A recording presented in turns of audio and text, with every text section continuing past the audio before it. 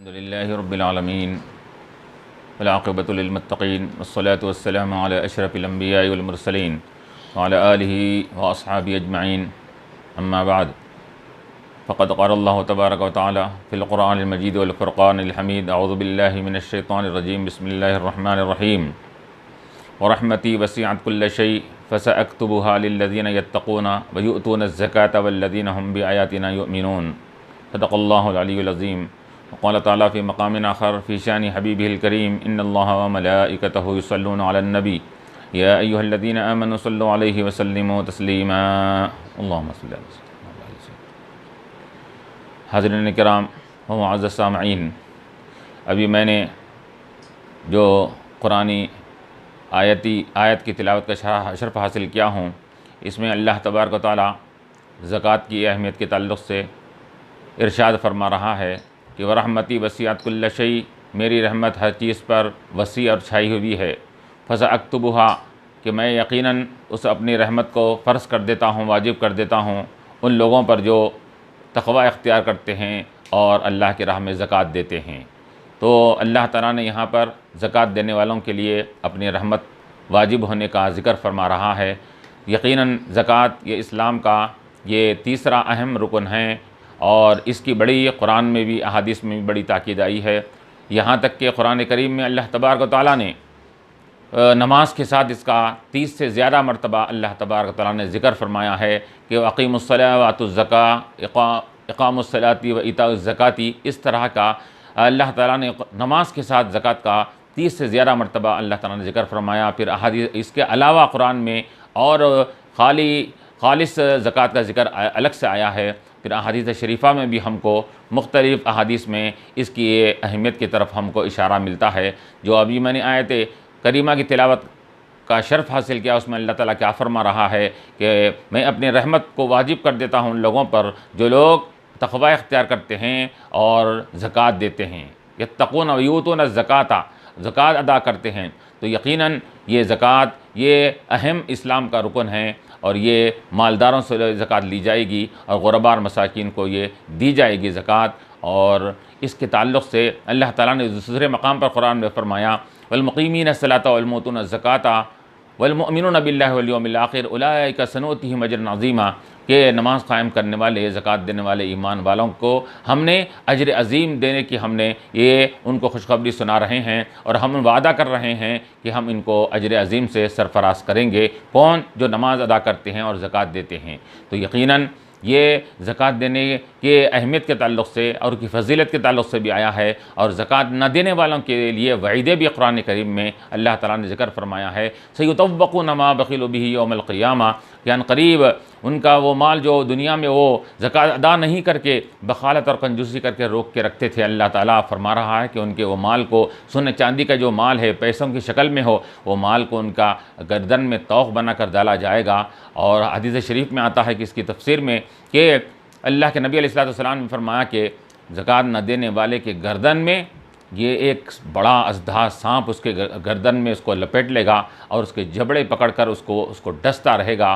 तो ये वईदें हमको कुरान और हदीस में मिलती है। और दूसरे मकाम पर अल्लाह ने क्या फरमाया वल्लज़ीना यकनिज़ून अज़्ज़हब वल फ़िज़्ज़ता वला युनफ़िक़ूनहा फ़ी सबीलिल्लाहि फ़बश्शिरहुम बिअज़ाबिन अलीम, जो लोग मालो दौलत को जमा करते हैं, सोना चांदी को जमा करके रखते हैं और उसका हक़ अदा नहीं करते और उसका ज़कात अदा नहीं करते, तो ए हबीब सल्लल्लाहु अलैहि वसल्लम आप उनको ख़बर दे दीजिए, दर्दनाक अज़ाब की ख़बर दे दीजिए। ऐसे लोगों के लिए दर्दनाक अज़ाब होगा। यौम युहमा, किस दिन? क़ियामत के दिन। युहमा अलैहा फ़ी नारि जहन्नमा, कि जहन्नम की आग में उनके माल को, सोने को, चांदी को, वो जो माल था वो सबको पिघलाया जाएगा, तपाया जाएगा और तपाया जाकर उनको फ़ी नारि जहन्नम फ़तुक़्वा बिहा जिबाहुहुम व जुनूबुहुम व ज़ुहूरुहुम, और उस माल से वो पिघलाए हुए माल से उनको दाग दिया जाएगा, उनको चुरके दी जाएंगे। कहाँ कहाँ? उनके पेशानियों पर, उनके बाजुओं पर, उनके पीठों पर चुरके दिए जाएंगे, दाग दिया जाएगा और कहा जाएगा हाज़ा मा कनज़्तुम लिअन्फ़ुसिकुम, ये वही माल है जो तुम दुनिया में इसके ज़कात न देकर माल को तुम इकट्ठा किया करते थे, इसको ज़ख़ीरा अंदोज़ी किया करते थे, ये वही माल है, उसका मज़ा चखो, ये कहकर फ़रिश्ते उनको अज़ाब देंगे। और हदीस शरीफ में इसके ताल्लुक़ से से आता है कि एक सिक्का और एक रुपया, एक सोने का एक कॉइन भी अगर किसी ने उसकी ज़कात अदा नहीं की थी तो क़यामत के दिन वो उसका जहन्नम की आग में उसको तपाया जाकर वो ना देने वाले के ऊपर वो तपता हुआ और खोलता हुआ ये गरम गरम वो सिक्के उसके जिस्म पर रखे जाएंगे। तो इस तरह ख़तरनाक वईदें आई है जिससे एक ईमान वाले को सुनकर उसके जिस्म के रोंगटे खड़े हो जाते हैं। तो अब अल्लाह ताला ने जिनको माल अता फ़रमाया है, जिनको साहिब निसाब बनाया है, अल्लाह ताला ने जिनको ये माल दौलत से सरफराज फरमाया है, उनके लिए ये वईदें काफ़ी है कि वो माल की ज़कात अदा करें। और अल्लाह के खुशनुदी हासिल करने के लिए उसका अल्लाह ताला ने क्या किया है, अल्लाह ताला ने सिर्फ मालदारों पर ज़कात को वाजिब फरमाया है। अब देखिए अल्लाह तबारक व तआला का एक उसका करम तो देखिए, उसका फ़ज़ल, उसकी मेहरबानी देखिए कि उसने आपको महीने के आमदनी में से कोई आपको आपसे अल्लाह ताला कोई उजरत या ज़कात अदा मांग नहीं रहा है इसके अंदर कि महीने में से आप अदा कीजिए, बल्कि और या आपकी आमदनी में से भी नहीं, बल्कि ऐसी आमदनी जो आप रोज़मर्रा कमाते हैं या महीने को कमाते हैं खर्च हो जाती है तो उस पर भी आपको ज़कात आपको नहीं पूछी जा रही है। फिर किस पर ज़कात है? ज़कात सिर्फ उसी पर है कि जो आप खाने पीने के बाद, कपड़े और तमाम अपने ज़रूरियात की तकमील करने के बाद जो पैसा आपका बच जाता है, जो माल बच जाता है, और माल बच जाने के बाद भी ज़कात वाजिब नहीं है, बल्कि वो माल के ऊपर एक साल गुजर जाए आपके पास उसी तरह वो माल सेफ रहे, महफूज रहे, तो अब बताइए कि ये माल जिसको ऊपर आपने एक साल तक वो माल आपके पास महफूज रहा, अब कहीं जाकर उसके ऊपर अल्लाह ताला ने ज़कात को फ़र्ज़ और वाजिब करार दिया है। और वो भी कितनी ज़कात है? वो भी सिर्फ 2.5% ज़कात आपके लिए मुकर्रर की गई है इस्लाम में। अगरचे कि साबिक़ा उम्मतों में भी ये ज़कात ये वाजिब थी, फ़र्ज़ थी, लेकिन उनका फ़ीसद उनका ये ज़्यादा था उसके अंदर कि वो माल का 1/3 1/4 हिस्सा उनको देना पड़ता था। हबीब पाक अलैहिस्सलाम का सदका तो फ़ैल है कि अल्लाह ताला ने इस उम्मत के ऊपर हर मामले में आसानी फरमाई, तो उसी तरह ज़कात के ऊपर भी अल्लाह ताला ने ज़कात के मामले में भी आसानी फरमाई है कि सिर्फ 2.5% आपको ज़कात देना है, वो भी किस माल की? ऐसे माल की जो आपकी ज़रूरियात की तकमील होने के बाद, ख्वाहिशात की तकमील होने के बाद, खाने पीने के बाद आपका माल बच रहा है और बचने के बाद उस पर साल भी गुजर रहा है, तब कहीं जाकर आपके ऊपर वो ज़कात तो वो भी 2.5% वाजिब हो रही है। तो अब इतने कम फ़ीसद अपने महफूज माल में से भी अगर ज़कात नहीं देंगे तो इससे बढ़कर क्या बदबख्ती हो सकती है। किसी आरिफ से, किसी अल्लाह वाले से किसी ने सवाल किया कि ज़कात इस ईमान वालों पर कितनी वाजिब है, तो वो आरिफ और वो अल्लाह के नेक बंदे ने क्या कहा कि बताओ कि अवाम की ज़कात बताऊं या ख़वास की बताऊं? तो उन्होंने कहा कि दोनों बता दीजिए। तो उस अल्लाह वाले ने कहा कि अवाम की ज़कात तो ये है कि अगर अल्लाह ने माल और दौलत दिया है और उस पर निसाब उसके ऊपर पाया जाता है और 1 साल गुजर चुका है तो उसको 2.5% देना पड़ेगा, 2.5 उसको अल्लाह की राह में देना पड़ेगा। ये अवाम की ज़कात है। लेकिन बाबा ख़वास की ज़कात ये है कि वो 97.5% अल्लाह की राह में दे देते हैं, सिर्फ 2.5% वो अपने लिए रखते हैं। ये ख़वास की ज़कात है। तो अल्लाह ताला ने आपको ऐसा नहीं किया, आपको सिर्फ 2.5%, आपको 2.5 अब अल्लाह की राह में देने के लिए अल्लाह ताला हुक्म दे रहा है। और फिर क्या हो रहा है उसमें? आपका दुनिया में भी फ़ायदा है, आखिरत में भी फ़ायदा है, हर मकाम पर आपके लिए ज़कात देने से फ़ायदा ही फ़ायदा है, अल्लाह की खुशनुदी भी मिल रही है। और फिर माल की ज़कात देने से क्या हो रहा है कि आपको वो माल महफूज हो जा रहा है। अल्लाह के नबी अलैहिस्सलाम ने क्या फ़रमाया कि हस्सिनु अम्वालकुम बिज़्ज़काती, अपने मालों की ज़कात देकर अपने मालों को महफूज कर लो। और एक रिवायत में आता है कि तुम मजबूत किलों में अपने माल को महफूज कर लो। कब? अगर ज़कात दोगे तो तुम्हारा वो माल मजबूत किलों में महफूज होने की तरह महफूज हो जाएगा। और फिर ये भी कहा गया कि ए लोगों, तुम अपने मालों की ज़कात दो। ज़कात ये क़ंतरतुल इस्लाम का ये पुल करार दिया गया है, इस्लाम का ब्रिज करार दिया गया है कि अगर आपको किसी मकाम पर जाना है और रास्ता तय करना है तो रास्ते में ब्रिज है तो ब्रिज के ऊपर से आपको जाना पड़ेगा और तो आपको अपनी मंजिल मकसूद मिल सकती है। तो उसी तरह अगर मालदार अगर है तो जब तक कि वो ज़कात का ब्रिज पार नहीं करेगा, ज़कात सही माने में नहीं देगा, वो नजात का रास्ता, हिदायत का रास्ता और जन्नत का रास्ता नहीं पा सकता। तो ऐसे ये अल्लाह के नबी अलैहिस्सलाम ने ये मुख्तलिफ़ अहादीस में हमको इसको इशारा मिलता है कि अल्लाह के नबी अलैहिस्सलाम ने क्या फरमाया कि तुम माल की ज़कात दो। माल की ज़कात देने से तुम्हारे माल में अल्लाह ताला एक तो क्या होगा, माल महफूज भी होगा, दूसरे माल में तुम्हारे इजाफ़ा भी होगा। ज़कात को ज़कात क्यों बोलते हैं? उलमा फरमाते हैं इसके अंदर ज़कात के माने ये पाक होने के भी है, पाक करने के भी है, और उसमें माल का इजाफा होने के भी इसके अंदर ज़कात के माने बयान किए गए हैं। तो इससे क्या मालूम हो रहा है कि ज़कात देने से अल्लाह तबारक व तआला तुम्हारे बकाया माल को पाक व साफ भी कर देता है, और उस माल के अंदर अल्लाह ताला बरकत भी अता फरमाता है, माल में इजाफा भी होता है इसके अंदर। तो गोया कि ये क्या हो रहा है, और ये भी कहा गया हदीस शरीफा में, जिस माल की ज़कात अदा नहीं की जाती तो फिर वो माल ज़ाय हो जाता है, उसकी हिफाजत का ज़िम्मा अल्लाह ताला अपने ज़िम्मे करम से निकाल लेता है। अब उसका अल्लाह ताला वो ज़िम्मा नहीं लेता, जिस माल की ज़कात अदा नहीं की जाती तो वो माल किसी भी तरीक़े से ज़ाय और बेकार हो जाता है। तो अल्लाह ताला ने, और अल्लाह के नबी अलैहिस्सलाम यहाँ पर खुशखबरी भी सुना रहे हैं, तसल्ली दिलासा भी दिला रहे हैं कि लोगों तुम माल की ज़कात देकर तुम्हारे लिए बेहतरी है। तुम माल की ज़कात दोगे तो तुम्हारे गुनाह भी माफ़ होंगे, तुम्हारे माल भी पाक होगा, और तुम्हारे माल में बरकत और इजाफ़ा भी होगा इसके अंदर। तो इसी वजह से उलमा फरमाते हैं कि किसके ऊपर ज़कात वाजिब है और कितने निसाब पर ज़कात वाजिब होती है। तो उलमा फरमाते हैं कि हर मर्द और औरत, आक़िल, बालिग़ और जो साहिब निसाब है, और जिसके पास एक लिमिटेड मकदार में उसके पास क्या है माल अगर है, तो उसके ऊपर ज़कात वाजिब हो जाती है, और उस पर साल का गुजरना भी ज़रूरी है। मिसाल के तौर पर सोने का निसाब अलग है, चांदी का निसाब अलग है। तो उलमा ने फरमाया कि सोने के लिए अगर 6 तोला या उससे ज़्यादा अगर किसी के पास सोना अगर पाया जाता है तो उस पर भी ज़कात वाजिब है।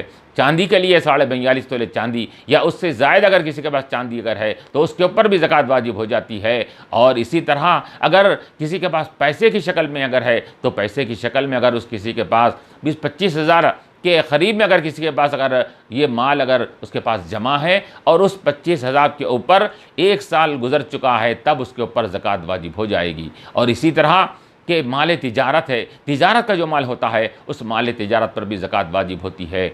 और ये यकीनन कि उलमा ने फरमाया कि आपको माल को ज़कात देने के लिए सोने की ज़कात सोने से निकालना चाहिए, चांदी की चांदी से। लेकिन उलमा ने कहा कि अगर आपको आसानी से अगर उसको समझना है, आसानी से अगर उसको ज़कात निकालना चाह रहे हैं तो सोने चांदी को आप कन्वर्ट करेंगे पैसों की शक्ल में, कि देखें कि आपके पास कितना सोना है। उस सोने को अगर आप कि पैसों की शक्ल में अगर ढालेंगे और कन्वर्ट करेंगे तो पैसे कितने हो रहे हैं, तो आप उस पैसों के लिहाज से आप ज़कात अदा करेंगे तो आपके लिए आसानी होगी। मिसाल के तौर पर अगर आपके पास वो सोने उतना सोना है 6 तोले के ऊपर, और उसकी रकम तकरीबन 1,00,000-2 लाख अगर हो रही है, 3 लाख 4 लाख हो रही है, तो हर लाख के ऊपर आप 2,500 के हिसाब से ज़कात अदा करेंगे तो यकीनन ये आपके लिए आसानी का ज़रिया भी बनेगा इसके अंदर। तो उलमा ने क्या कहा कि 2.5% है, तो 2.5% का मतलब ये हुआ कि 1 लाख के ऊपर कितना देना पड़ेगा, 2,500 रुपये देना पड़ेगा। अगर किसी के पास कि 2 लाख है तो फिर 5,000। इसी तरह हर लाख के ऊपर 2,500 का हिसाब से वो उसको ज़कात अदा करनी पड़ेगी। और फिर उलमा ने ये भी जिक्र किया इसके अंदर कि अगर आपके पास एक मकान है और एक मकान से ज़ायद मकानात अगर है, रहायश मकानात अगर आपके पास अगर है तो उस पर ज़कात वाजिब नहीं है। ज़मीन है, प्लॉट्स वगैरह है तो उस पर भी ज़कात वाजिब नहीं है। हाँ, अगर यही मकानात और ज़मीनें अगर आप तिजारत के लिए रखे हुए हैं कि आप मकानात ख़रीदते हैं बेचते हैं, ज़मीनात ख़रीदते हैं बेचते हैं, प्लाटिंग करते हैं बेचते हैं, तो ऐसी सूरत में ये सब मकानात और ज़मीन, ये प्लाट्स वगैरह माल तिजारत बन जाएंगे। आपको तमाम ये ज़मीन और मकानात का ये आपको उसकी ज़कात भी अदा करनी पड़ेगी। लेकिन अगर किसी के पास एक मकान से ज़्यादा 3-4 मकानात भी है लेकिन वो बतौर तिजारत के नहीं रखा है बल्कि वो किराए पर अगर चलाता है, तो उलमा फरमाते हैं कि वो अगर एक मकान में रहता है, दूसरे 2-3 मकानात वो किराए पर दिया है, तो किराए पर जो उसका किराया आता है, तो किराया आने के बाद अगर उसका खर्चात पूरे मुकम्मल हो जा रहे हैं, आपके लिए बच नहीं रहा है आपको साल के ऊपर, तो फिर उस पर भी ज़कात वाजिब नहीं है।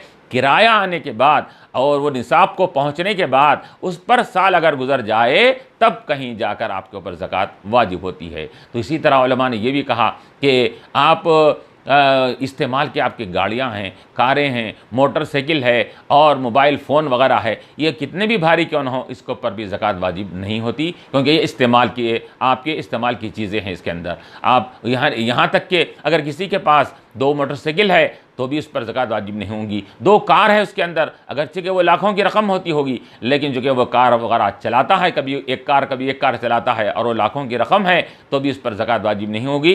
क्यों? क्योंकि ये इस्तेमाल की आपकी चीज़ें हैं, रहायशी मकान है, इस्तेमाल के गाड़ियाँ हैं और तमाम ये इस्तेमाल की जो भी चीज़ें हैं, अब मोबाइल फ़ोन्स है वगैरह है, फलां है, कंप्यूटर है वगैरह है, अगर भारी से भारी है, लैपटॉप है आपके पास, अगर भारी से भारी भी है इस्तेमाल कर रहे हैं तो उस पर ज़कात वाजिब नहीं होगी। और तो अब यहाँ पर मर्द हजरात के पास अगर पैसा जमा है तो वो उसकी ज़कात अदा करेगा। औरतों के पास जो सोना होता है तो वो सोने की ज़कात अदा करेंगे। अगर औरतें अपने हुक्म तो ये है कि फ़क़हा फरमाते हैं कि औरतें अपने सोने में से निकाल कर वो ज़कात अदा करें, अगर ये नहीं तो कम से कम शौहर और उनके ज़िम्मेदार लोगों की के लिए ये ऊपर जिम्मेदारी है कि वो अपने बीवी का सोना अगर उसके पास अगर है तो फिर उसकी ज़कात अदा कर दे। तो अगर शौहर अदा कर रहा है ज़कात तो फिर उसकी ज़कात अदा हो जाएगी।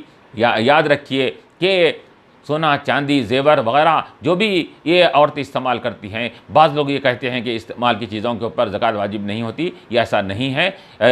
ये मुत्तफ़िक़ा और ख़ास तौर पर इमाम आज़म अबू हनीफ़ा रहमतुल्लाह अलैह के पास ये औरतें जो जेवर इस्तेमाल करती हैं वो जेवर पर भी ज़कात वाजिब है और यकीनन उनको उसके ऊपर ज़कात देना पड़ेगा, वरना फिर वो भी क्या गुनाहगार होंगी। तो इस वजह से अल्लाह तबारक व तआला ने ये गरीब का हक़ रखा है ज़कात को, ये अपने गुरबा मसाकिन के लिए अल्लाह ताला ने ये ज़कात को फ़र्ज़ किया है। अब देखिए इस्लाम ने आपको न महीने की आमदनी में से भी कुछ मुतालबा नहीं कर रहा है, साल की आमदनी में से मुतालबा नहीं कर रहा है। मुख्तलिफ़ मकामात पर हम देखते हैं कि मुख्तलिफ़ कंट्रीज में, मुख्तलिफ़ ममालिक में कि वहाँ आमदनी का एक हिस्सा वहाँ पर ये टैक्स के तौर पर दे देना पड़ता है, लेकिन इस्लाम ऐसा नहीं कह रहा है, बल्कि आपको ये कह रहा है कि अगर आप हर आपकी कमाई हुई रकम से इस्लाम मुतालबा नहीं कर रहा है, आपको खाने पीने, आपकी ज़रूरियात की तकमील होने के बाद बच जा रहा है, वही बच रहा है तो 2-4 महीने में फिर ख़त्म होगा, फिर भी ज़कात वाजिब नहीं, बचने के बाद 1 साल गुजर रहा है, तब कहीं जाकर ऐसी सूरत में आपके ऊपर इस्लाम ने ज़कात को फ़र्ज़ किया है। वो भी किसके लिए? वो भी आप ही के मुसलमान भाइयों के लिए जो गरीब है, जो नादार है, मसाकिन है, ऐसे लोगों के लिए, मोहताजों के लिए अल्लाह ताला ने ये ज़कात को ये फ़र्ज़ किया है। इसी वजह से कहा गया है कि आप माल की ज़कात अदा करें और ख़ुसूसन किसको ज़कात दें, तो उलमा फरमाती है इसके अंदर कि ज़्यादातर इसके हक़दार कौन हैं, तो अपने रिश्तेदारों में जो ज़्यादा मुस्तहक़ है, जो मोहताज है और जो जिसके पास जो साहिब निसाब नहीं है, परेशानी की हालत में है, तो ऐसे लोगों को ज़कात अदा की जाएगी पहले। और क्योंकि रिश्तेदारों को ज़कात अदा करने में ये दोहरा सवाब मिलेगा, एक तो ज़कात अदा करने का भी है, रिश्तेदारों के साथ सलूक करने का भी सवाब मिलेगा इसके अंदर, लेकिन उसके अंदर शर्त ये रखी गई है कि रिश्तेदार जिसको आप ज़कात दे रहे हैं वो सैयद ना हो, एक तो साहिब निसाब ना हो, दूसरा सैयद ना हो, तो सैयद को ज़कात देना भी ये जायज़ नहीं है। बाज़ लोग इस ताल्लुक़ से मुख्तलिफ़ किस्म के बातें कर कर गलतफ़हमी में मुब्तला करते हैं, लेकिन अक्सर और जमहूर उलमा का यही फ़ैसला है कि सैयद को ज़कात अदा नहीं की जाएगी और अदा करने से अदा नहीं होती। तो फिर आप किसको देंगे? तो उलमा फरमाते हैं इसके अंदर के आप अपने उसूल व फ़ुरूअ को छोड़कर आप तमाम लोगों को ज़कात दे सकते हैं। उसूल व फ़ुरूअ से मुराद आप के आबा अजदाद यानी बाप दादा, माँ बाप, नाना नानी, दादा दादी, परदादा परदादी और भी उसके आपसे जो नस्ल निकली है, फ़ुरू, उसको फ़ुरू कहा जाता है कि आपके बेटा बेटी, पोतरा पोतरी, नवासा नवासी, पड़नवासे पड़नवासी, ये आपका ऊपर का चेन, आपका नीचे से जाने वाली चेन, ये 2 को छोड़कर आप जिसको चाहे ज़कात अदा कर सकते हैं इसके अंदर। मिसाल के तौर पर भाई है, भाइयाँ हैं, अगर सैयद नहीं है और वो ज़रूरतमंद हैं तो भाइयों को ज़कात दे सकते हैं, बहनों को ज़कात दे सकते हैं, भाई की औलाद को ज़कात दी जा सकती है, बहन की औलाद को ज़कात दी जा सकती है, भांजे भतीजे, मामू, चीचा, फूफा वगैरह, ये तमाम लोगों को ज़कात अदा दी जा सकती है इसमें, लेकिन शर्त यही है कि वो ज़रूरतमंद हो और सैयद ना हो। तो इस वजह से उलमा फरमाते हैं कि ज़कात की ये रकम को ये अदा न करने वाला सख्त तरीन गुनाहगार है और उसके लिए वईदें भी आई है इसके अंदर। और उसके अंदर हम ये तमाम चीज़ों में तो हिसाब व किताब करते हैं, लेकिन ज़कात के मामले में हम हिसाब व किताब बराबर नहीं करते। अलल हिसाब हम अक्सर अवश्य देखा जाता है मुसलमानों के अंदर ये अलल हिसाब ज़कात दे देते हैं, ये बहुत बुरी बात है इसके अंदर। हिसाब उलमा फरमाते हैं कि बाज़ाब्ता आपके पास कितना माल है, कितना सोना है, कितना चांदी है, कितना माल तिजारत आपकी दुकान में पाया जाता है। अब लोग कहते हैं कि माल तिजारत मुल साहब हम कैसा तखमीना करे, अंदाज़ा करे और मुश्किल होता फलां होता, तो लेकिन मुश्किल हो कुछ भी हो, लेकिन आपके लिए ये हुक्म है कि साल भर के अंदर एक मरतबा आप पूरे माल का तज्जिया करना पड़ेगा, पूरा माल का हिसाब करना कि कौन सा माल कितने लागत का है, इस हिसाब करके कितने लाख का माल हो रहा है आपका, उसके ऊपर ज़कात अदा करनी पड़ेगी। इसी तरह आपके पास सोना है, चांदी है, पैसा है, तो अलल हिसाब किसी को ज़कात दे रहे हैं इसके अंदर अपने हिसाब से, तो ये ऐसी ज़कात अदा करेंगे तो अदा नहीं होगी। बाज़ाब्ता आपके पास कितना सोना है, चांदी है, पूरा कैलकुलेट करके फिर उसकी ज़कात फिर कितनी निकलती है उसको कैलकुलेट करके उसके हिसाब से ज़कात दी जाएगी, तो ऐसी सूरत में ज़कात अदा होगी। तो यकीनन अल्लाह तबारक व तआला ने ये ज़कात का ये फ़रीज़ा ये उम्मत मुस्लिमा के ऊपर जो फ़र्ज़ फरमाया है, तो ये उसके अंदर हिकमत है और इसके अंदर मसलहत है कि अल्लाह तबारक व तआला ये चाहता है कि तुम जिस तरह के हमने तुमको माल दौलत से सरफराज करके तुमको अच्छी हालत में रखा है, तो तुम्हारा काम ये है कि साल में एक मरतबा तुम अपने जमाशुदा माल में से अपने गरीब भाइयों का भी लिहाज रखो, अपने मोहताजों अपने रिश्तेदारों का भी लिहाज रखो, उसके अंदर अपने पड़ोसियों का भी तुम उसके अंदर ख्याल रखा करो। इसके खातर अल्लाह तबारक व तआला ने ये ज़कात को ये फ़र्ज़ किया है। अब अगर आज उम्मत मुस्लिमा अगर सही माना में और सही तौर पर अगर ज़कात अदा करेगी, तो फिर उम्मत मुस्लिमा में कोई गरीब नहीं रहेगा, कोई मोहताज नहीं रहेगा, कोई मिस्किन नहीं रहेगा। आज उम्मत मुस्लिमा का वतीरा यही है कि वो ज़कात सही माना में अदा नहीं करते। करोड़पति है, अरबपति लोग हैं, लेकिन उसके बावजूद भी उनको सही माना में ज़कात अदा करने की उनको तौफ़ीक़ नहीं मिल रही है। अगर तमाम ये उम्मत मुस्लिमा के मालदार लोग, अगर ये करोड़पति और अरबपति लोग जो है, अगर इसको अगर सही माना में ज़कात अदा करेंगे, तो फिर यकीनन ये उम्मत मुस्लिमा से गुर्बत का ख़ात्मा होगा, ये मोहताजी का ख़ात्मा होगा और ये उम्मत मुस्लिमा एक अच्छी एक ताकतवर और मुतमव्विल ये कौम बनकर उभरेगी इसके अंदर। तो अल्लाह तबारक व तआला ने इसी के खातिर ये ज़कात को अल्लाह ताला ने फ़र्ज़ फरमाया है। अब इसमें ये कोताही करना, ये गफलत करना और इसके अंदर आनाकुनी करना देने के लिए, तो फिर ये बहुत बुरी बात है। इसके अंदर आपको बतला दिया गया कि आप पहले रिश्तेदारों को दीजिए और उसके बाद पहले भाई बहन उनके बच्चे वगैरह है उनको दीजिए, फिर उसके बाद आप अपने और दूसरे रिश्तेदारों को दीजिए, फिर उसके बाद अपने पड़ोसियों को में देखिए कि कौन ज़्यादा मुस्तहक़ है, कौन ज़्यादा ज़रूरतमंद है। फिर उसके बाद दीनी इदारे हैं, वो ये इस्लाम के किले होते हैं, ये दीनी इदारे, जैसे मिसाल के तौर पर जामिया निज़ामिया है, तो ये इदारा भी आपके ज़कात का, आपकी अतियात का ये ज़्यादा मुस्तहक़ है, क्योंकि यहाँ से ये दीनी तलबा ये इस्लामी तालीमात को हासिल करके पूरे आलम दुनिया में ये इस्लाम को फैला रहे हैं, इस्लाम के पैगाम को आम कर रहे हैं। इस वजह से इस मकामत पर भी ये आपका माल देने का